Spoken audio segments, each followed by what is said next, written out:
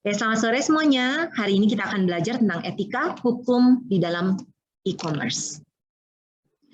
Mengapa e-commerce itu sebetulnya menimbulkan banyak isu ya. Jadi ya sebenarnya kalian ngerasain sendirilah menurut saya ya. Jadi kita sekarang bisa lihat bahwa netizen itu sadis-sadis ya kadang-kadang ya. Privasi seseorang bisa diumbar-umbar gitu ya. Terus kita juga banyak sekali kejahatan pencurian data.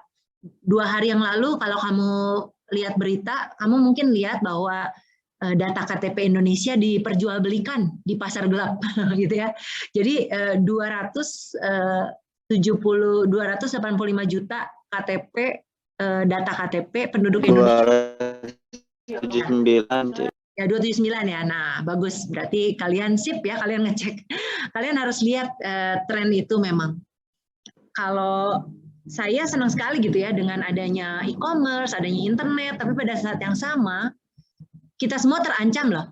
Maksudnya nggak ada lagi privacy itu kepada kita.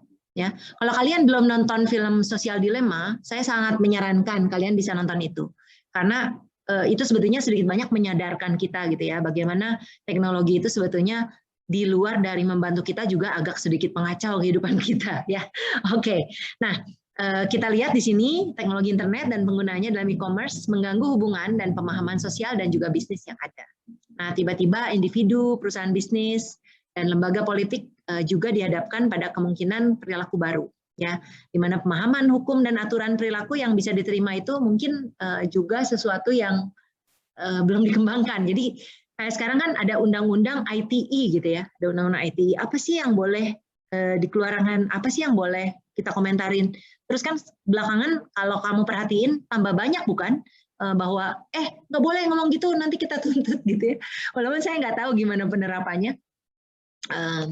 Saya pikir kita harus ya sebagai individu di negara yang bisa dibilang juga masih belum jelas lah gitu ya aturan pastinya gimana, ya kita tetap harus berhati-hati dan selalu stay positif gitu ya apapun yang kita taruh di dalam dunia maya tersebut. Oke, nah memang banyak perusahaan bisnis dan individu banyak keuntungan dari pengembangan komersial internet, tapi juga menimbulkan kerugian juga ya di sisi lain.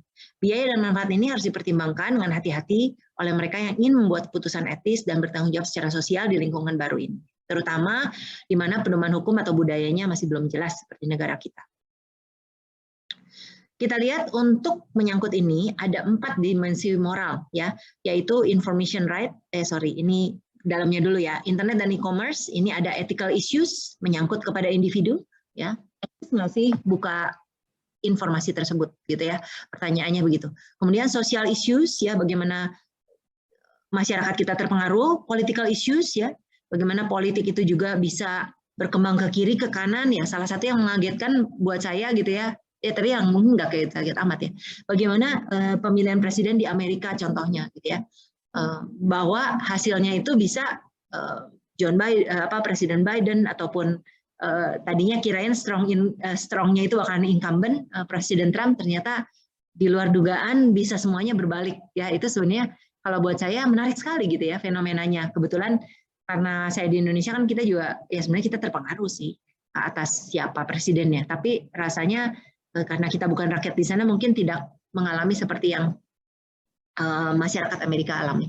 Oke, nah di luar dari itu ada lingkungan di luar yang kita harus perhatikan adalah hak terhadap informasi, maksudnya information right itu hak terhadap informasi ya, hak terhadap properti atau kepemilikan satu harta gitu ya, kemudian pemerintahan, governance, dan public safety dan welfare.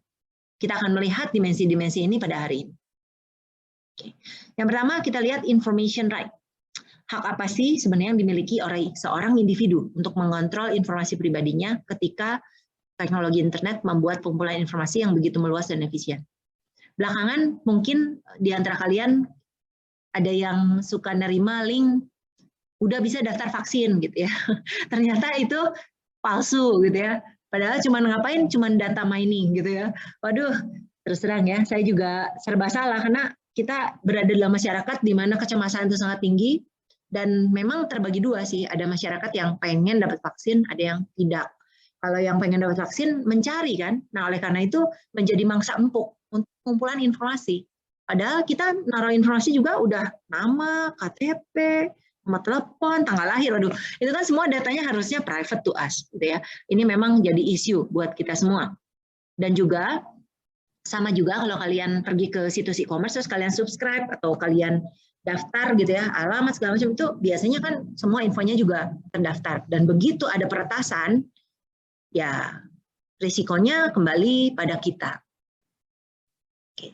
Berikutnya property right, ya aset atau kekayaan kita.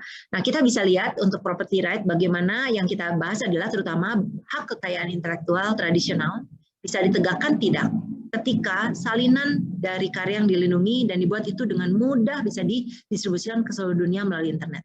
Ya, ini memang isu yang sangat menarik ya. Jadi kemarin saya pas lagi iseng ya, saya pikir saya lihat ada video di YouTube menarik. Topiknya itu bebas hutang dalam 30 hari. Ya, saya lupa namanya siapa, Pak Ari gitu ya. Terus dia cerita satu hal yang buat saya lucu tapi juga mengenaskan. Jadi dia bilang dia bikin e-book ya tentang bagaimana bebas hutang dalam 30 hari dan dia banyak orang-orang yang jadi pengikut dia, terus kan dia pertamanya dia distribusikan buku e-book itu free. Terus karena banyak yang minta dia bicara, akhirnya dia memutuskan seminarnya free, bukunya bayar. Nah, terus udah gitu dia setelah dia mulai berbayar buku e-book itu, yang menariknya adalah dia menemukan ada orang lain yang menjual bukunya dan mendapatkan uang penjualan dari penjualan buku dia. Dan si Pak Ari ini lucunya dia bilang saya juga ikutan beli katanya gitu ya. Saya juga ikutan beli. Terus teman-temannya bilang kamu nih bego apa ya? Kok kamu tetap ikutan beli? Terus dia bilang ya kasihan lah itu kan namanya orang usaha. Tapi sudah saya beli saya ngomong sih, Pak ini kan aku pengiring pengarangnya bisa nggak? Ini kan nggak etis katanya gitu ya. Tapi saya pikir itu adalah satu fenomena yang sangat menarik ya, di mana emang susah gitu ya. Bagaimana kita mau melindungi properti atau intelektual properti kita? Ya sangat-sangat mudah lah gitu, karena distribusinya udah ada di luar. Ya tentunya kita sadarilah ada berbagai digital mark gitu ya yang bisa untuk melindungi, tapi juga pada saat yang sama kalau itu dihack ya sama aja ya. Selanjutnya governance pemerintahan. Haruskah internet dan e-commerce tunduk pada hukum publik ya? Jika ya, badan pembuat hukum apa yang punya yurisdiksi? Karena susah kan? Ini batasnya di mana gitu ya? Di provinsi, negara atau internasional, ini sebenarnya agak membingungkan. Gitu. Kalau misalnya ada situs penipuan, itu nggak jelas juga ada di mana, memang bisa kedeteksi di mana. Terus ini yang dihukumnya sama siapa gitu ya?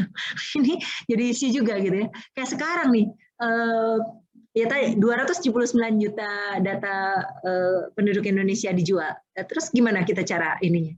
Yang akan menghukum siapa? Pertanyaannya akhirnya di situ gitu ya. Dan apakah kita akan berhasil menangkap orang itu? Kita nggak tahu juga gitu ya. Jadi ya itulah cukup kompleks. Tapi saya pikir ya menarik juga gitu ya, menarik juga. Dan rasanya memang gimana ya? Kalau saya sih ngerasanya ya udah gitu. Karena kan kita juga butuh internet, kita butuh ini ya, kita sebisa-bisanya lah melindungi data kita. Tapi ya pada saat yang sama rasanya udah susah juga untuk benar-benar melindungi semua itu dengan sangat ketat gitu ya. Oke. Yang keempat, ini isu yang di luar tadi adalah public safety and welfare. Ya, isu yang dibahas adalah upaya apa sih yang harus kita lakukan untuk memastikan akses yang adil ke saluran internet dan e-commerce. Apakah konten dan aktivitas online tertentu itu mengancam keselamatan dan kesejahteraan publik. Ya, kita harus amati dengan baik dan kembali lagi ya, saya pasti akan kalau soal isu ini balik lagi siapa gitu ya yang harus menegakkan ini gitu ya, akan sulit sekali untuk bisa menjaga itu karena kita di dalam dunia elektronik gitu ya, kaya tanpa batas gitu pada akhirnya. Oke, selanjutnya kita juga perlu ya menilai yang di dalam itu adalah etik ya, individual, menilai ethical dilema. Dilema ITK bisa dianalisis melalui proses berikut. Ya, kita cek identifikasi dan deskripsikan fakta dengan jelas, definisikan konflik atau dilema dan identifikasi nilai tingkat tinggi yang terlibat, siapa saja pemangku kepentingan ya, stakeholders maksudnya ya, nomor 3 ya. Kemudian nomor 4, identifikasi opsi yang bisa kamu ambil dengan wajar ya. Lalu identifikasi konsekuensi potensial dari pilihan kita dan mengacu pada prinsip etika yang sudah mapan dan digunakan secara umum. Anggap aja kamu adalah perusahaan e-commerce gitu ya. Terus kamu pasti collect data ya. Kayak sekarang ya, tempat di mana saya bekerja pun, kalau saya mau bilang ya, saya bagikan dengan kalian itu, perusahaan fitness saya itu sudah punya, kalau saya hitung kasar aja, pasti punya 100.000 kontak. Ya, 100.000 kontak itu udah pasti. Kita dapat sebanyak itu, dan kita punya tanggung jawab dong, menjaga itu, privacy. Tapi pada saat yang sama, pada saat kita mengumpulkan itu, kita ada yang namanya itu privacy policy di dalam website kita. Di mana di situ menyatakan bahwa kami akan mendistribusikan data ini untuk kepentingan bisnis kita, gitu kan? Jadi dan saya yakin semua bisnis kayak gini, gitu ya, semua sama, karena kita juga ngikutin lah template privacy policy yang lain. Nah, cuman ini kan jadi etis ya. Kalau kita sih udah terus terang nggak mau gitu ya, kita nggak mau bagiin data itu, karena kita juga sempat di approach gitu ya, Bu, yuk kerjasama nanti bisa nggak di broadcast ke semua pelanggannya Ibu. Aduh, maaf ya, kita nggak bisa kalau yang kayak gini. Akhirnya kita bilang aja gitu. Dan lain-lain gitu ya. Pokoknya banyak alasannya, kecuali kalau memang ada juga tujuannya dari kita ya. Kalau kita dibuat permintaan seperti itu, kita menjadi tidak mau gitu, karena kan berarti kita nanti takutnya dianggap menyalahgunakan data yang kita miliki itu ya, dan kita bisa aja dituntut oleh member kita maupun orang-orang yang kita punya datanya ya. Oke.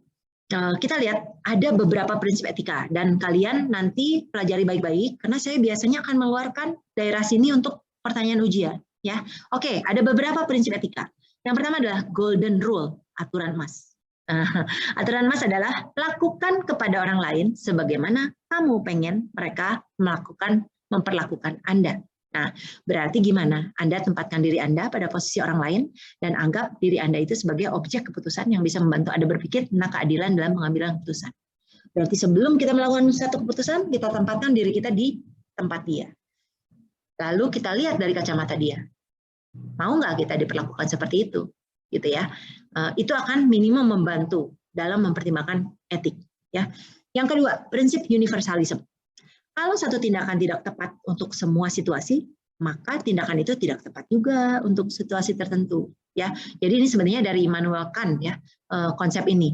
Bagaimana cara ngeceknya? Tanya pada diri kita, kalau kita adopsi aturan ini dalam setiap kasus, bisakah organisasi atau masyarakat kita bertahan? Saya jadi kebayang tuh soal ini ya. Sekarang kan kita di tengah-tengah pandemi COVID, ya banyak pembatasan kan, makanya diributin kan dari kemarin. Kenapa masyarakat Indonesia nggak boleh travel, tapi orang asing kok boleh masuk ke Indonesia? Dan akhirnya jadi pertanyaan yang merembet gitu ya. Dan ini itu adalah salah satu potret di mana we don't apply universalism at the time gitu ya. Ternyata ada pihak-pihak tertentu yang dapat keuntungan dan mungkin dapat pengecualian. Ya, oke ya. Jadi untuk universalism kita harus pikirkan ini bisa nggak, ini kita mau semua gitu ya. Apakah benar nih bisa nggak kita terapin untuk semua? Ya, apakah bisa universalism ini kita terapkan secara merata tanpa ada perbedaan kepada semua pihak? Selanjutnya, kita harus kenali yang namanya slippery slope. Slippery slope itu kalau orang Soledad gitu ya, kalau bahasa Sunda gitu ya, Soledad tergelincir lah bahasa Indonesia ya.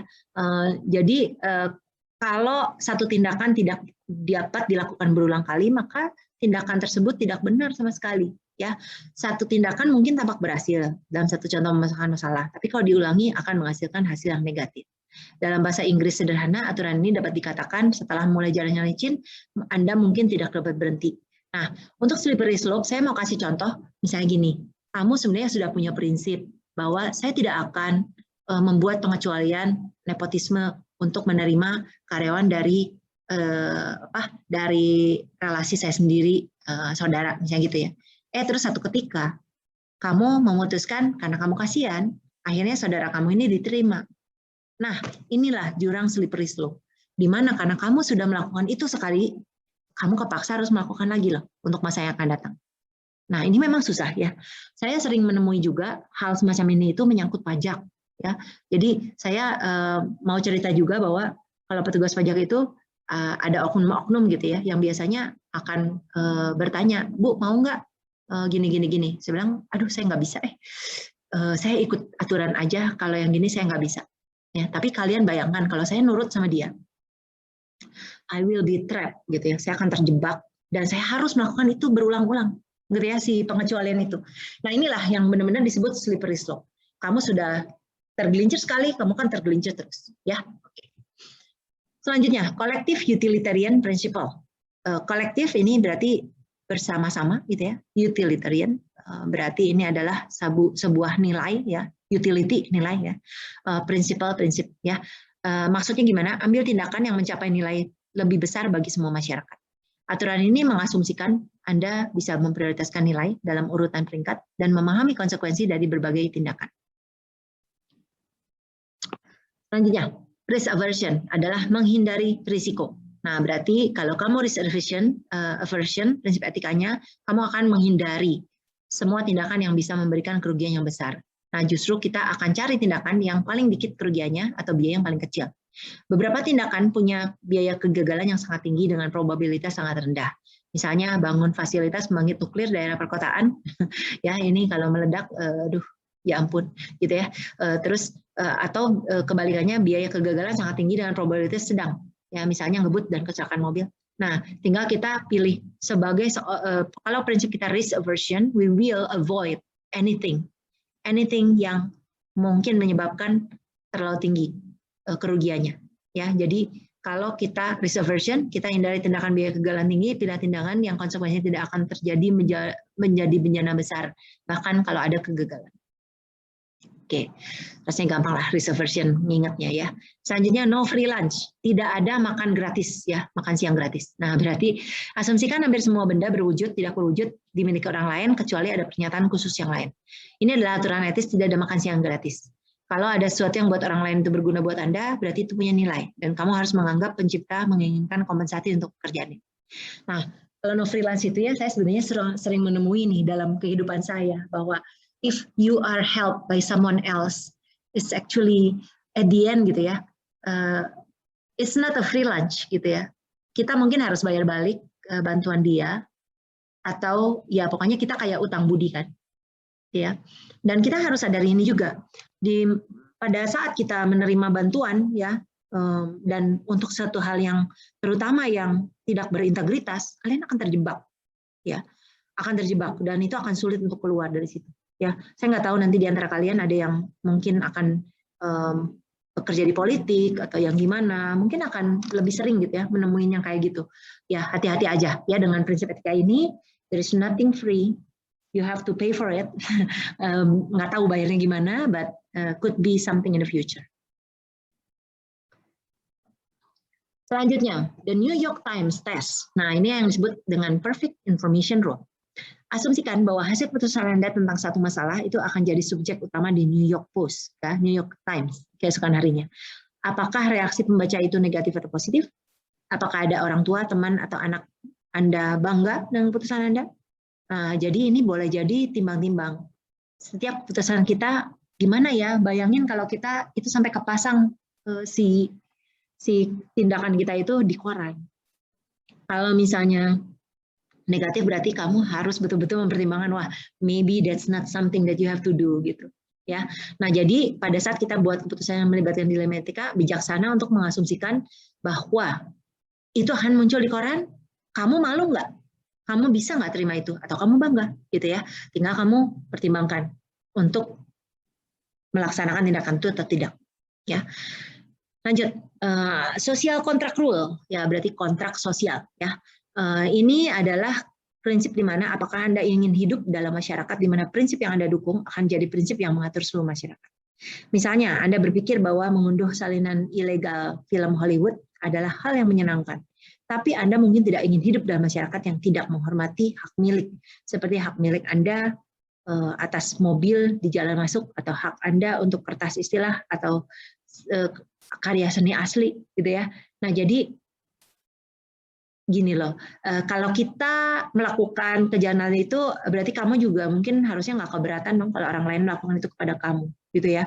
Itu adalah semacam social contract. If you do it just fine, then maybe this will be hard gitu ya buat kita untuk menuntut kembali hak kita tersebut. Selanjutnya, kita sudah lihat tadi berbagai prinsip ya. Sekarang kita lihat untuk online privacy. Online privacy itu kerahasiaan pribadi ya, kita istilahnya itu privacy itu kerahasiaan pribadi ya. Nah kalau kita lihat untuk online gimana konsepnya, untuk memahami masalah tentang privacy online kita harus paham dulu konsep-konsep dasar tersebut, yaitu privacy atau kerahasiaan pribadi gitu ya adalah hak moral individu untuk dibiarkan sendiri bebas dari pengawasan atau campur tangan orang lain. Kalau information privacy itu berarti hak untuk mengontrol informasi pribadi, mengetahui apa yang kita kumpulkan, hak buat diproses, dan hak untuk menyimpan informasi pribadi dengan aman. Dan yang berikutnya, proses hukum sebagaimana yang diwujudkan dalam doktrin Fair Information Practice, persetujuan diinformasikan dan kebijakan opt-in opt-out juga memainkan peranan penting dalam privacy. Nah, jadi kalau kalian nanti ke satu situs e-commerce, satu situs web, mungkin Anda akan masuk ke dalam satu halaman di mana dia bertanya, apakah Anda setuju untuk memberikan informasi ini kepada kami dan membiarkan kami mengelolanya, gitu ya, walaupun dalam bahasa Inggris biasanya gitu ya. Nah, kalau kita cek berarti it's fine, kalau misalnya kita tidak cek berarti nggak bisa, dan biasanya terus kita mungkin mental dari situs itu bisa jadi ya. Tinggal yang mana yang kita mau jalankan gitu ya. Tapi yang penting kalian harus sadari bahwa konsepnya tuh memang seperti itu. Dan seperti saya sendiri, saya cerita sedikit kalau untuk perusahaan saya yang mengumpulkan data-data member ya, itu kita ada juga opsi. Apakah kamu membolehkan kami membagikan informasi ini kepada partner kami gitu ya? Ada pertanyaan gitunya. Nah kalau misalnya kita say yes, that means kamu nggak keberatan itu dibagiin infonya. Ya, by default sih ya semua sih ya. Kalau misalnya dia nggak mau, dia harus ngomong sama kita gitu ya. Memang kalau kita pikir-pikir wow gimana nih ya, susah juga. Memang kita kan dalam berbisnis juga kita sometimes needs to do it gitu ya. Nah yang penting itu kalian, kalau kalian konsumen, you have to be aware ya tentang adanya ini, harus sadar. Oke, kita lihat konsep public dan private. Public itu umum, private itu kerahasiaan pribadi, ya pribadi lah ya. Privacy berbeda di public, maksudnya pemerintahan ya, sektor publik versus sektor swasta. Di sektor publik, privasi dilindungi oleh dokumen pendiri. Kalau di sektor swasta, privasi kurang didefinisikan dengan baik dan hanya muncul saja biasanya dalam satu perjanjian di paling bawah. Ya, kalau kalian perhatikan lagi setiap situs web itu di bawah tuh ada privacy policy.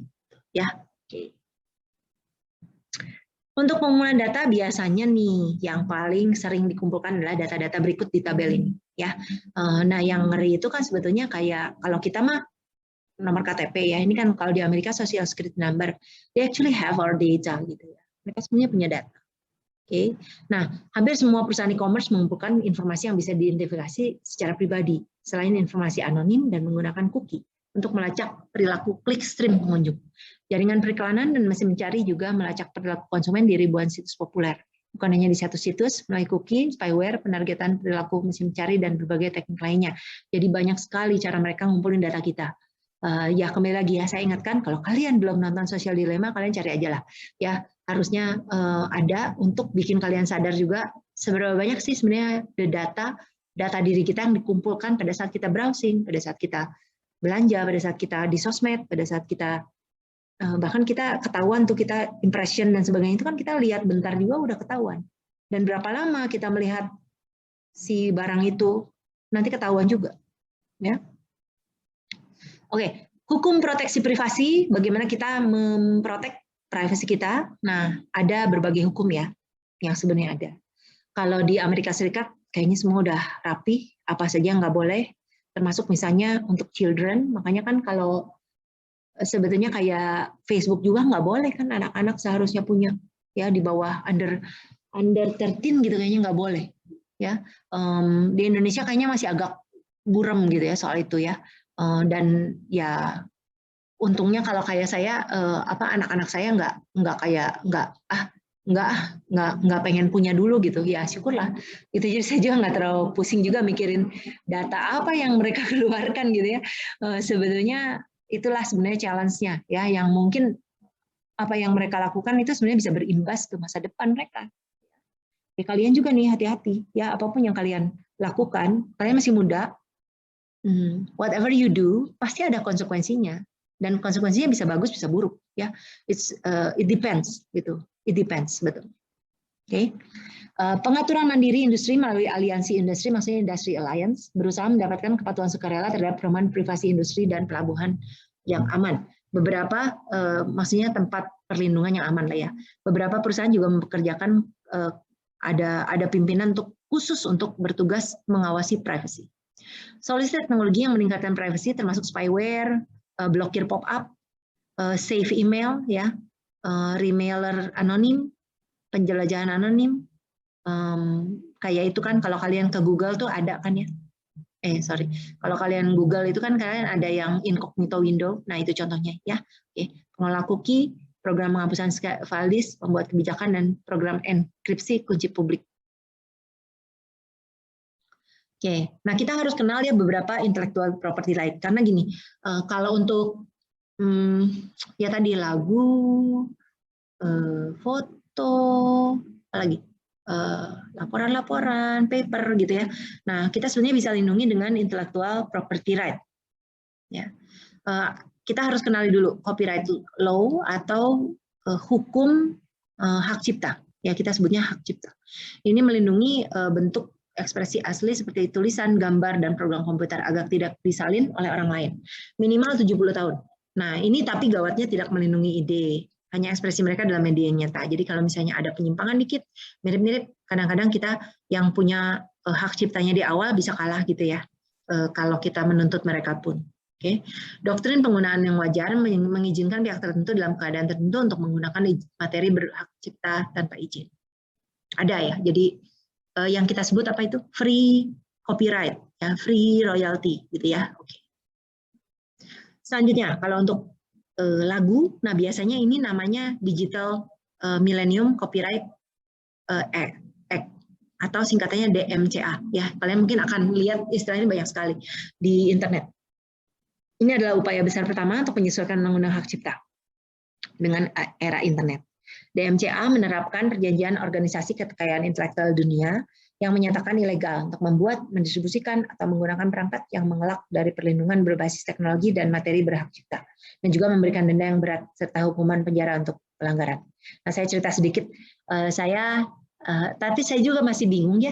Jadi kalau kalian perhatikan, kalau kalian udah punya YouTube channel sendiri, pada saat kalian upload akan ada pengecekan ya. Apakah lagunya melanggar hukum, ada copyright issue atau enggak gitu ya, biasanya kayak gitu. Terus kalau saya mau ngeiklan di Facebook Ads, biasanya saya juga akan dicek juga itu. Dan kalau misalnya nih ya, ternyata dianggapnya saya melanggar copyright, itu nanti bisa antara lagunya di silent atau kita kena blokir. Ya, cuman saya merasa ada sedikit kesulitan gitu ya, maksudnya gini, kemarin saya sudah ngalamin kejadian seperti itu, dan saya bilang oke, baiklah kita beli aja copyrightnya, kenapa nggak beli aja lah, memang rada mahal. Terus abis dibeli itu masih bermasalah, saya sebenarnya masih bingung itu kenapa. Tapi ya udahlah, cuman ngalamin aja bahwa sebetulnya tidak semudah itu gitu ya, dan kadang-kadang sensitivitas dari sosial media atau engine-engine tersebut itu saya masih agak bingung gitu ya, bagaimana penanganannya supaya, kan saya udah beli ya, gimana mereka ngeceknya gitu ya, dan saya lapor juga kadang-kadang nggak selalu berhasil ya. Ini saya cerita sedikit lah apa yang terjadi gitu ya. Oke, berikutnya patent law. Kalau patent law itu hak paten ya, hak paten.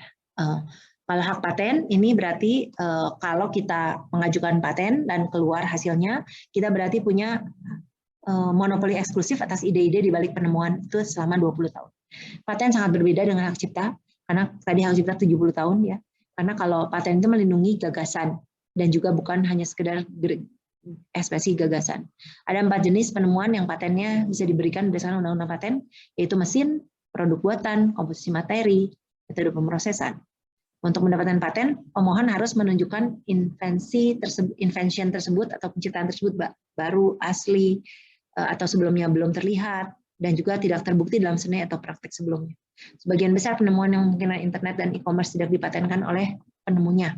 Nah, waktu tahun 90-an baru mulai. Dan keluarlah berbagai hukum paten yang menyangkut dengan e-commerce. Trademark. Nah, kalau trademark ini terjemahan Indonesianya merek dagang, ya. Jadi merek dagang ini saya udah nulis nih, merek dagang. Oke. Trademark protection ini ada di tingkat, kalau ini untuk di Amerika itu tingkatnya di pemerintahan di negara, ya. Di Indonesia juga rasanya kalau nggak salah kayak gitu, karena saya juga ingat-ingat kalau merek itu pemrosesannya lama, ya. Dan kemudian juga ternyata, oke, sebentar ya, tunggu.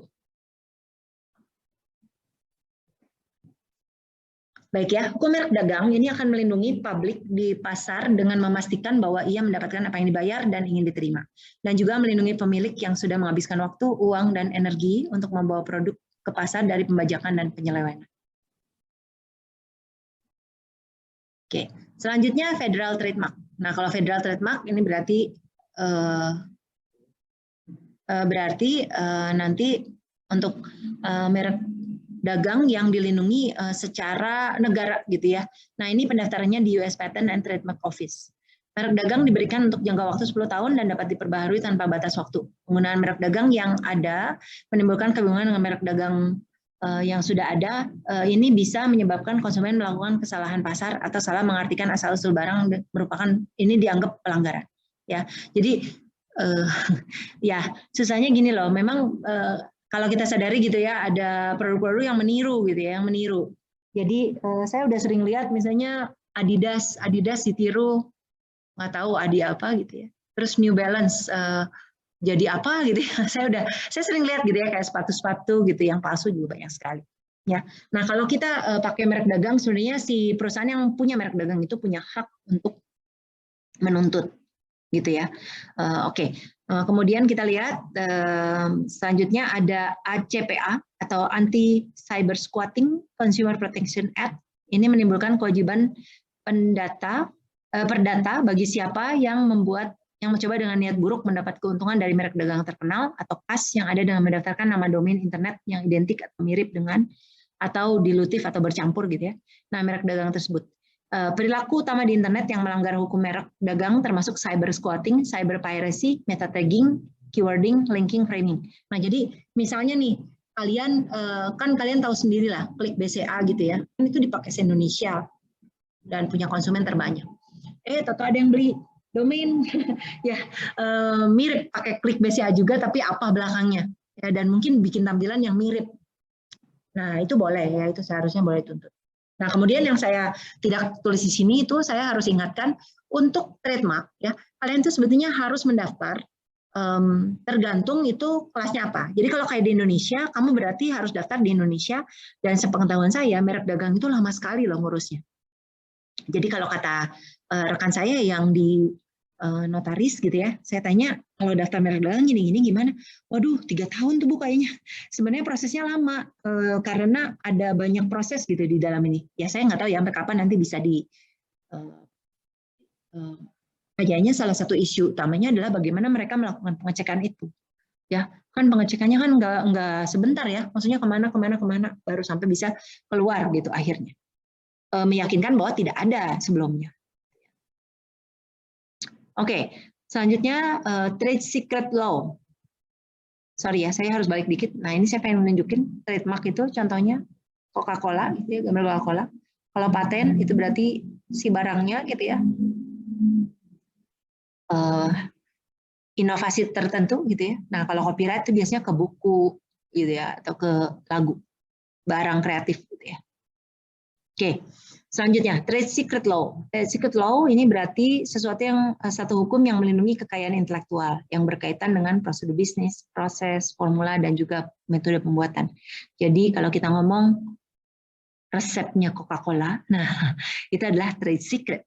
Oke. Terus kalian ada misalnya nih kalian jualan lomi, ini kebetulan teman aku ya. Terus nominya laku banget, gitu ya, laku banget. Nah, resep dia ya rahasia dong, itu trade secret, ya. Atau ya sekarang kan kalian salah satu bolu yang terkenal, bolu apa? Bolu susu Lembang gitu misalnya, bolu susu Lembang, atau misalnya kue-kue yang terkenal lagi apa tuh, banyak ya sebenarnya ya. Nah, ingredients-nya itu kalian kalau kalian mau ya melindungi ya kalian bisa urus gitu ya. Bahwa itu adalah satu rahasia dagang. Ya, kalau terdaftar, kalau ada yang meniru berarti kita boleh nuntut gitu. Konsepnya gitu aja. Governance pemerintahan. Nah, governance atau pemerintahan berarti ini ada social control, siapa yang mengontrol e-commerce, elemen apa yang dikontrol, dan bagaimana kontrol tersebut akan kita terapkan. Saat ini kita berada dalam lingkungan kebijakan mode campuran, di mana ada pengaturan mandiri, juga ada pengaturan badan teknis, ada kebijakan internet, dan juga berdampingan dengan peraturan pemerintah. Di Indonesia kita ada UU ITE gitu ya, yang sekarang berlaku. Ya, walaupun untuk cybercrime dan sebagainya memang susah sih ya kalau mau benar-benar nangkep orangnya gitu. Ya, saya pikir itu suatu challenge juga. E-commerce dan pajak di Indonesia. Nah, kalian bisa klik nanti ke link ini gitu ya. Untuk pajak e-commerce, mereka para penjual pembeli harus punya NPWP ya. Penyedia platform maupun penjual harus ada NPWP. Kemudian biasanya penyedia platform itu adalah pengusaha kena pajak karena ada PPN 10%.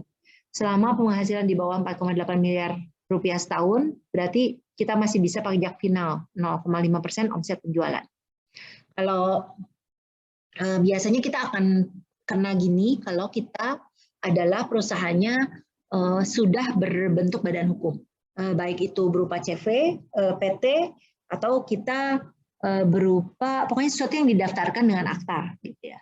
Karena kan kalau kita daftarin itu terus mulai beruntun harus ngurus NPWP, harus ngurus macam-macam. Nah, kalau perorangan sampai saat ini kita masih aman-aman aja. Tapi selalu kita sudah sering sekali mendengar isu bahwa kita akan menerapkan apa pajak kepada para penjual e-commerce, ya. Dan ini saya pikir ya in the end gitu ya. Rasanya memang harus kena juga karena pemerintah juga butuh pendapatan. Cuman kadang-kadang saya nggak rela itu, ya kita tahu sendirilah tidak semua uang itu masuk ke negara, ya. Oke. Baik, beberapa slide terakhir kita lihat di sini, kita bahas sedikit untuk isu keamanan publik dan kemakmuran. Suka nggak suka, the kids, ya, the children, itu mereka udah online semua. Apalagi gara-gara pandemi, anak-anak di bawah umur itu semua pada bisa dengan mudah mengakses yang ada di internet. Ya, kita ada isu yang harus kita sadari. Yang pertama adalah children protection and pornography. Nah, ini memang kalau di Amerika kita ada Children Internet Protection Act yang mewajibkan sekolah dan perpustakaan memasang teknologi tindakan perlindungan untuk melindungi anak-anak dari pornografi. Dan ini juga sudah didukung oleh Mahkamah Agung di Amerika Serikat. Kalau Indonesia sendiri gimana? Hanya Indonesia masih struggling lah untuk hal ini. Ya, saya pikir agak sulit juga gitu ya. Bagaimana kita melakukan hal ini, dan kita tahu sendiri hukum di Indonesia agak susah juga ya. Saya pas tadi siang-siang baca apa gitu ya, TikTok udah mulai menghapus video yang tidak senonoh katanya gitu ya. Menurut saya bagus sih gitu ya, bagus ada tindakan seperti itu. Tinggal bagaimana kita bisa punya workforce yang enough gitu, yang cukup ya untuk memonitor itu semua. Itu saya masih nggak kebayang karena banyak sekali kan itu materi yang harus dilihat gitu ya. Kecuali pakai auto detection, dan auto detection itu of course not easy gitu ya kalau di pandangan saya. Oke, yang terakhir adalah gambling, cigarette, and drugs. Oke, kita susahnya gini, kalau di Indonesia ada undang-undang ini ya, kalau di Amerika cukup ketat ya. Tapi di Indonesia walaupun ada undang-undang ini, tapi kita tahu sendirilah penerapannya masih belum sekuat itu. Ya, nah kalau di Amerika kita lihat untuk mengontrol perjudian dan membatasi penjualan rokok dan obat-obatan biasanya ada aturan. Jadi di sini rokok, perjudian, obat medis, obat rekreasi, membuat ketagihan ya, itu biasanya dilarang dan diatur secara ketat oleh hukum. Jadi mereka nggak bisa beli kecuali ada resep dan sebagainya. Ya, di Indonesia tahu lah ya, bisa itu mah dibeli ya. Oke, kemudian banyak juga offshore project ya, situs offshore site. Nah, maksudnya nggak ada alamatnya gitu ya, nggak ada alamatnya. Untuk produk yang lain ini sudah ditutup setelah tekanan pemerintah. Perjudian online, tapi kamu sendiri tahu lah, judi bola, judi apa, aduh banyak banget ya itu online. Oke, olahraga fantasi online, taruhan juga berkembang pesat dan Mahkamah Agung Amerika sudah memutuskan bahwa negara bagian bisa kasih otorisasi dan mengatur perjudian olahraga online. Di Indonesia, ya we know it's there, dan selalu, of course, pemerintah kita menyatakan ilegal. Tapi saya tahu lah, susah itu untuk mendeteksi itu semua. Kemudian, bagaimana kita punya kendali gitu ya? It's actually very very hard, ya very hard. Tinggal ya udahlah kita. Kalau saya sih rasanya kalau kita tidak bisa mengenal gitu, berarti kita proteksi diri kita. Kalau di mata saya proteksi anak saya gitu ya, karena saya punya kepentingan untuk melindungi mereka. Ya, jadi seperti itu.